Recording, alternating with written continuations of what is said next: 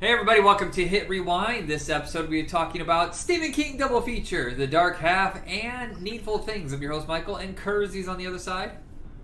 Hey, how's it going? You know, I always introduce it that way. You could be the host, I could be the sidekick. Who are we kidding? Nah, that doesn't work out. Don't let me steer this car, I'm drunk.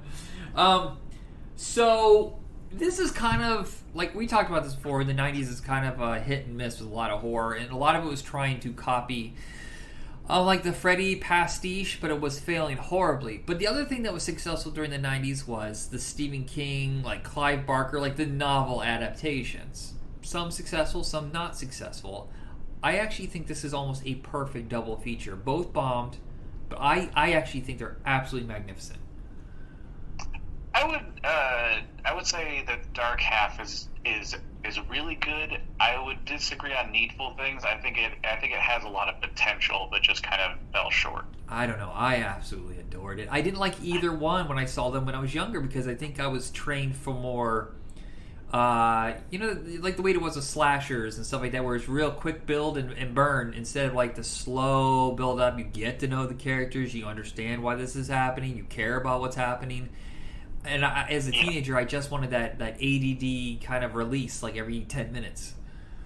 Mm-hmm. But here's the interesting thing is I didn't notice this until I was reading up on it. The Dark Half is a prequel to Needful Things. Yeah, you were saying something about that off air. So yeah. let's do you want to jump into that right now, or do you want to wait until we've reviewed one and then do the transition to the other? No, I'll just say now. Do you remember in Needful Things when he says that he left the city because he couldn't stand the chaos, and that's why he moved to a small town because he thought it'd be safer? We're talking about what is that? Ed Harris.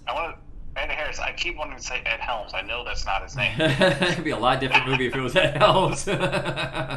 Yeah. So his character is played by Michael Rooker in The Dark Half, and that's what he's talking about. That's in the city. So that makes so much more sense. It's so interesting. Like, okay, because that's how it was. So I had to ask somebody though to make sure that was the correct timeline because she's like a Stephen King aficionado, and she told me that's how it worked. So this movie was a little complicated because it sat on the shelf for 3 years. And when it was finally released, Orion Pictures had been bankrupt and they had hardly any money. So it got released wide but with no promotion.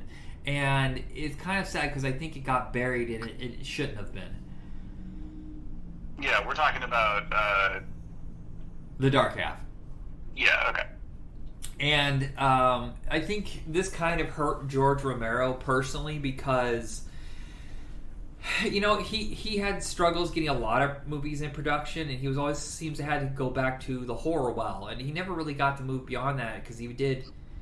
So it was Dawn of the Dead, and then Night Riders. Which have you seen that one? It's like the medieval one with Ed Harris. No, I don't think so. Well, it's not medieval. They're Renaissance fair guys that are bikers. And they treat that like the horses, and they would have their. It's a character piece. It has a cult following, but it didn't make a dime. So then, he goes back to doing a horror game. He does Creep Show. He does Dawn of the Dead, Monkey Shines. And around this time, he started producing like Tales from the Dark Side and stuff like that. And it looked like he wanted to move on from horror. But just nobody would let him because he just couldn't. Even horror was starting to fail at the box office for him. And he went 10 years without making another movie after this. And... I think part of him was just burned out on being forced to do the same genre over and over and over. Which is incredibly frustrating because, I mean, even if you're not really a fan of this movie, I don't think you can deny that, like, the movie itself is shot extremely well. Oh, yeah. Well, and he gets really good performances out of these. I mean, Timothy Hutton must have really cherished playing two completely different characters, but yet still the same character. And... if you haven't seen... actually, yeah, that's the thing. It's like you would assume that because, it's literally a Dark Half, it's about split personalities or it's about, like two parts of yourself. But, like, they're really a lot more connected than you think when watching it. Yeah, and of course, this is just another metaphor. Stephen King was working a lot of shit out. Yes. And I heard someone say that his best stuff was when he was on drugs. And I actually find it more interesting when he's dealing with the post-addictions. because he talks well, Shining is in the middle there somewhere where he was drinking, but he hadn't switched to Coke yet, and that's when he was dealing with like that split personality, and he revisits that a lot because he does it here and Secret Window. I feel like there's another one. When he talks about as a writer in Misery. So obviously he's kind of putting himself either as an adult with his addictions or his trauma and bullying as a child. Yeah. And this one... Go ahead, sorry. Oh, no, go ahead. And I think this one, it really captures how not only was he dealing with his addictions, but this is during that era where he was also dealing with the fact that he thought that he was only selling because of his name, not that he was a good writer. He was really starting to get neurotic and worried about that. So that's when he started writing under Richard Bachman. And that's supposed to be what George Stark stands for. Yeah, a thing that I kind of picked up on is it seems, to me, watching it, not knowing that, at least, it seemed to kind of be about like how him as a writer sort of having all of these dark thoughts, whether or not that's brought on because of drug use or trauma, or just like trying to create the new big horror book that everyone talks about, and having to live with these ideas in your head and how you carry that baggage with you, and like it's just like separate that off. Yeah. But if you take out all of that, though, it's still a good horror movie, but it's kind of nice that there's that more of that depth. And there's some really traumatic visual stuff in this. I mean, to this day, the eyeball in the shoulder is one of the most fucked up things I've ever seen in the movie. Oh, no, it's in the head, right?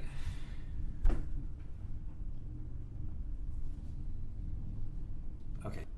Yeah, so that was pretty gross. That was traumatic. And, yeah, and George Romero knows how to hit those notes sometimes. Yeah, exactly. That's the thing that I really enjoy about this movie too.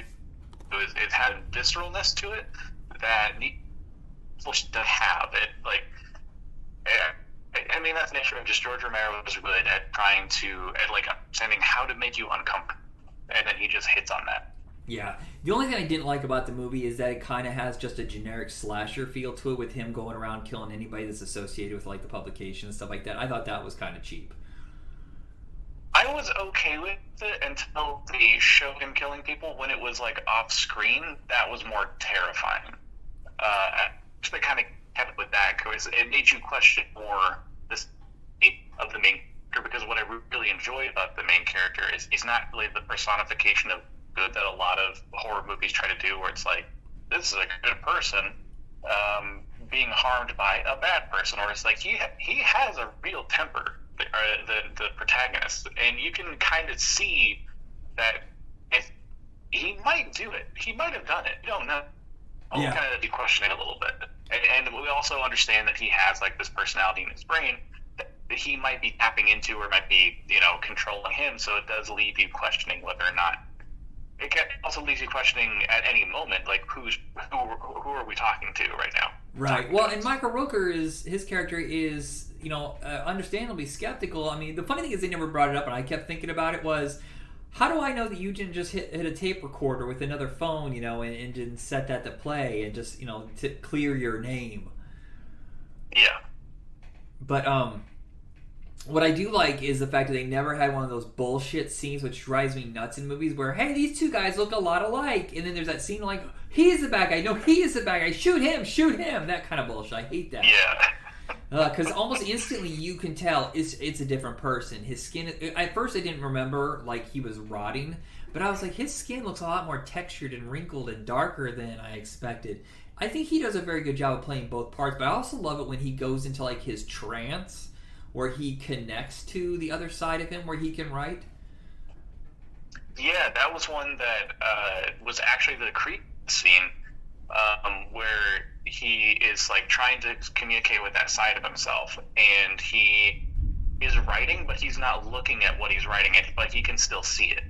Yeah, and that part is just so well done. The big finale, I think, takes also a little too long. I feel like it was really starting to drag. It's not something that took 20 minutes, could have taken 5. And I will say, though, that finale would be eaten by the sparrows. It was a lot of gory fun. Yeah, that was a surprising. I thought it was going to be some kind of cheesy thing where they like fuse together or something like that. No, they went for the complete opposite. Yeah. Of just complete bodily dismemberment by sparrows.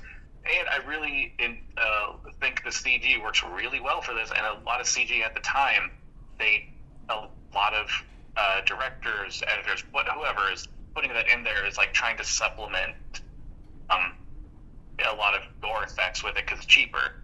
Yeah.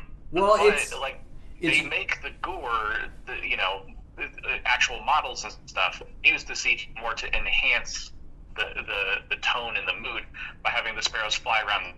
Like, they're not there, but it's done so convincing that it feels chaotic and it feels claustrophobic. Yeah, it's really early CGI too. This would have come out around the time that Terminator 2 came out, and so it's a mixture of three different. You have actually practical effects. You have like the way they did was the birds is where you filmed a bunch of birds, but you kind of superimposed it over real, like it's two different images put together. And then they use like really early CGI, but they knew the way they could fly them and really fast past the camera that it could be blurry and it didn't have to be photorealistic. So George Romero did a very good job of handling it at the time.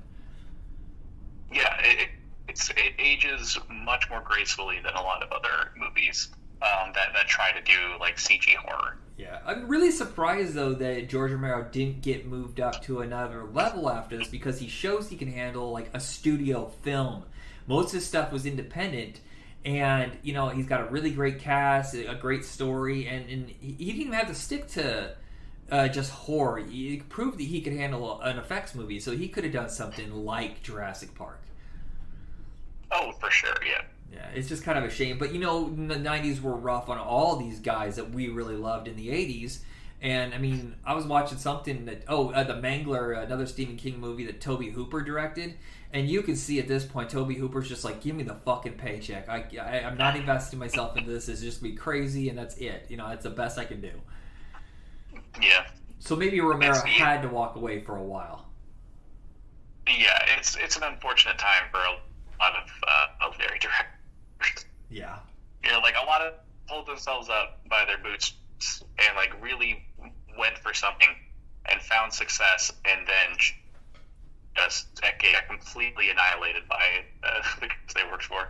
Yeah, it's kind of a show. I saw that they started releasing some of the behind the scenes kind of like pre-production on Romero's version of Resident Evil that he was supposed to do, I believe, between this and Bruiser, the movie that nobody saw that he did. But for whatever reason, it didn't get made, and then we got the mediocre version from Paul W.S. Anderson. Oh, here come the sirens. This is going to be a loud production if you guys can pick up what's going on in the background. There's thunder, there's pouring rain, and now there's ambulances. Yay! Can you hear it? Oh, yeah. That's terrible. I think that's going to add to the we're going to talk about with our next movie, because it's about a town going crazy. Yeah, and I think my favorite Stephen King stories are the ones that are set in he didn't do a whole lot set in the city, but I love his little town neighborhoods that he sets up, especially the fact that he shoots, not him personally, but the movies that are based on his books are shot in Canada, and they have a very particular look. And which of course, most of his stories take place in, Maine, in like a colder kind of not Pacific Northwestern. What do you call that? A northeastern side of Canada, of America. Yeah. And what I like about this one is that it's just so funny how the temptation, the things that you will do to get what you want, and I don't know if his prices were just insane and that's why, but anybody tells me, do a favor for me and I can do it, I can give it to you, I'm automatically hitting the brakes, because that seems suspicious. And he does it to everybody! Yeah, so the basic plot, and I think that we all know this by now, but the devil comes to a small town. Often people, the things that they most desire, but it comes at a cost, and that's, it's the monkey's paw, but, being preacher instead of a paw. Yeah, it's a lot of manipulation. Yeah, so he opens an antique place, and it has all of these things that in their hearts they desire, like stuff that either brings them back to a younger time, like the the varsity jacket, something the kid desires, like a baseball card. There's little things here and there that he manipulates people with. And the funny thing is, he doesn't have them do something directly to someone they hate. They have to do it to somebody else, because that makes them think that it's just benign, it's just going to be a prank, and nothing's really going to happen with it. And just like these little chess pieces that he moves around. Yeah, it's. I really enjoyed the beginning of this because it starts out very small and doesn't really. To the person who's okay, so basically the situation is that they're like two people in town. They got to beef with each other. And it's like a normal thing where they just sort of avoid each other, and everyone knows about it. It's kind of awkward, but no one really cares that much. And then just the smallest thing, just to tip it over the edge, like, hey kid, just throw baseballs through their window, and I'll give you this card that you're looking for. And it's like, all right, well, I don't care. Like, it's just a little vandalism. It's kind of fun for me. And I don't know how anything could possibly go. They'll get mad, but they don't know who to get mad at, kind of situation. But then, like, him leveraging other people, push these two people to their limits without realizing that's what's happening. And, like, that's when the movie really works, is finding ways to just create division among people by proxy. And I almost feel like there was more, almost like he is a demon or devil or whatever. Or maybe Satan himself, I'm not sure. But the one thing that was interesting is even when they tried to reason with each other, especially at the end, there was no going back. You could see, like, okay, so there's a performance in this that's so fucking off the wall. Beyond, Nicolas Cage would be, like, envious of a performance like this. It's played by J.T. Walsh, which is, like, a local businessman who's stealing.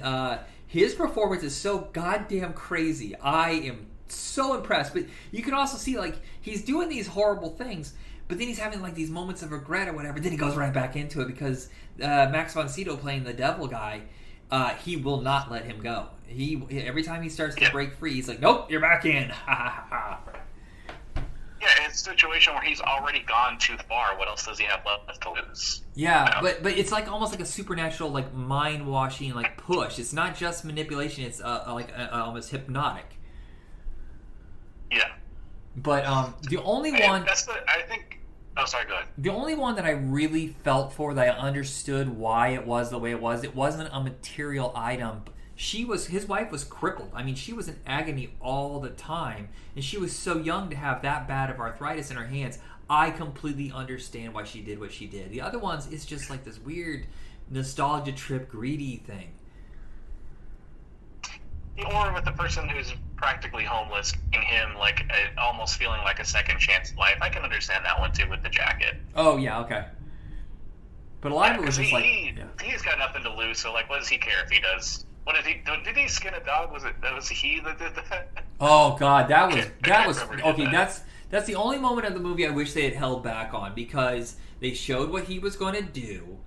I don't think they needed to show the skinned dog like right in the camera. I mean, I guess from a visceral standpoint, it gets its point across, but I mean, they could have held back a little bit. But I'm also like a guy with a dog. I don't want to see that kind of stuff.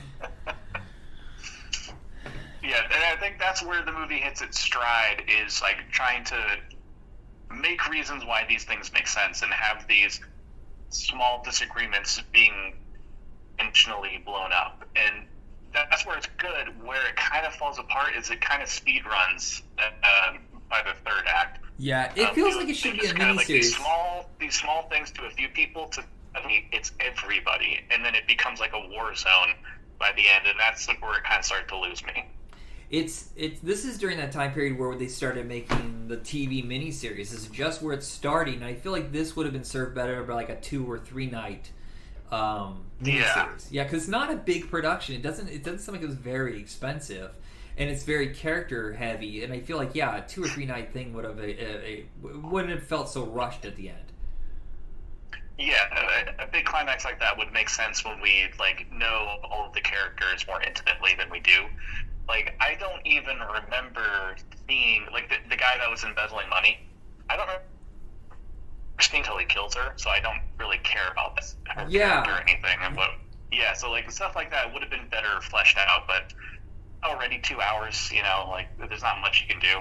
Yeah, my favorite line in this: "Don't call me Buster!" Oh my god. I mean, it starts immediately too. I feel like that was rushed too because all of a sudden that's a big thing. And we're like, we're only like 5 minutes into the movie. What the fuck? Right? Yeah. It seems like they had the ending decided. He was gonna be the one that was gonna kill the devil by sacrificing himself. But then it's like, well, how do we get him there? How do we get to that point? And then I feel like they had to add that later. Yeah. What I also was impressed by is Max von Sydow playing the devil. Now, that could have been a huge performance, but he's so controlled and confident. And this is a black comedy. I mean, yes, it is a horror movie, but I think it's delightfully wicked, like in its sense of humor. It does have some camp to it in some ways, but it's a little too inconsistent for me. I don't know. I really enjoyed them. I guess this is like during the time period, where he was moving to TV because his movies weren't very successful. But what do you think, like, the worst of Stephen King is? Do you feel like it's in the 80s or 90s or now? It's got to be that. It's probably... when was The Langoliers? Langoliers, I want to say, is 2 or 3 years after this. I actually like The Langoliers, even though it has another crazy-ass performance. I think his rock bottom was when, all those short stories were being adapted by low-rent companies. Like, I mean, I'm sorry. I know it has a fan following, but I think Children of the Corn fucking sucks. I liked Children of the Corn. So I guess we're all each your own. But, see, there's also, like... a Lawnmower Man isn't really a Stephen King movie. Sleepwalkers is kind of ridiculous. So I don't know. I mean, I did like Lawnmower Man because it was bad. That's different than.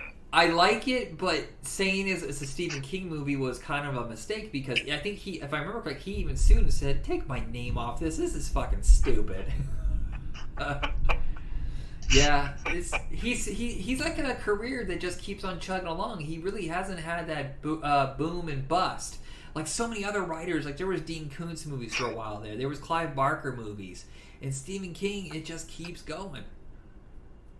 Yeah, I remember when the new It movies were coming out, and like despite it looking pretty bad and not being very good, he's still not out of the games.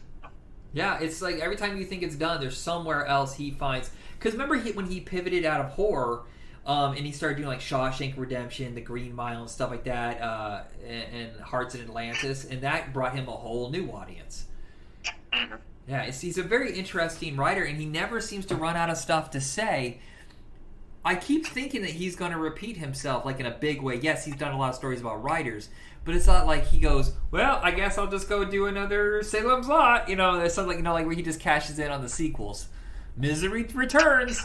Right, and when he does do stories that is about a writer, it's never the same story either. It's a different aspect of being a writer, and that's what makes those movies so interesting. Yeah. There's still some, of course, classic ones that have never been adapted that I would love to see, and they keep trying. And it's going to be really hard, but The Long Walk, have you ever read that? No.